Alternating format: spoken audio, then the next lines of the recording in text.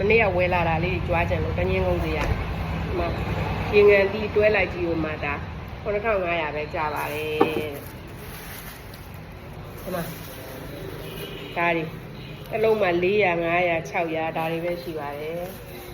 ဒီလိုရှိရင်ဒီမှာကနဇိုးသီးတွေဆိုကောင်းမှာပါကနဇိုးသီးထုတ်တာ4000မူ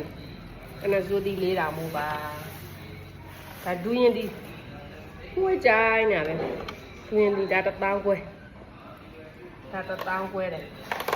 ဒါလေး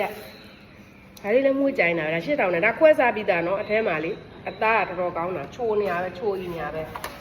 မိရင်ဒါပေါက်တီးကတော့စစ်တီမက်ကဝဲလာတာအပြင်မှာမထွက်သေးဘူး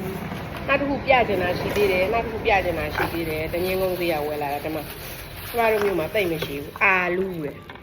သေးသေးလေးတုတ်ထိုးဆောင်ဥပ္ပရဲ့တုတ်ထိုးဆောင်လို့ဝယ်လာတာပါဒီမှာငရုတ်တီးတွေကလည်းကောင်းမှာကောင်းငရုတ်တီးကလည်းလေငရုတ်တီးကလည်း3000မိုးဆိုနေတာမဟုတ်ဒါညီမ3ယောက်မျှပြီးတော့ယူလာတာအများကြီးပဲ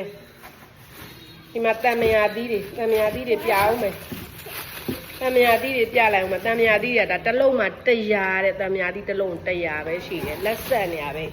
နောက်တစ်ခုကြွားအောင်မယ်အကြွားဖို့ဒီမှာတရားလုံးဒါကျမတို့ငယ်ငယ်တုန်းကစားတဲ့တရားလုံးလိုမျိုးတရားလုံးပါကင်လိုက်ကြီးပါကင်ကြီးလဲတာအလုံး900လောက်ပါတာဟိုမှာ2000ခွဲပဲရှိတယ်နောက်တစ်ခုထပ်ပြအောင်မယ်နောက်တစ်ခုကဘာလဲဆိုတော့ဒါဒူးရင်သီးတကယ်ဒူးရင်သီးအစ်စ်ကိုစားရတယ်လို့မျိုးနော်ဒူးရင်သီးအရသာလားဒါ2000ပဲရှိတယ်အလုံးပေါင်းများစွာပါတယ်2000ပဲရှိပါတယ်ဒီမှာဒါကတော့သမီးတော်ရဲ့အကြိုက်ပါတယ်သူရှားနေကြပြီတဲ့ Facebook ထဲကနေပါတော်သီးတဲ့တော်သီးဒါတော့ဈေးနည်းနည်းများသလားတော်သီးဆိုဈေးကြီးသလားအခုမှပေါ်တာ8000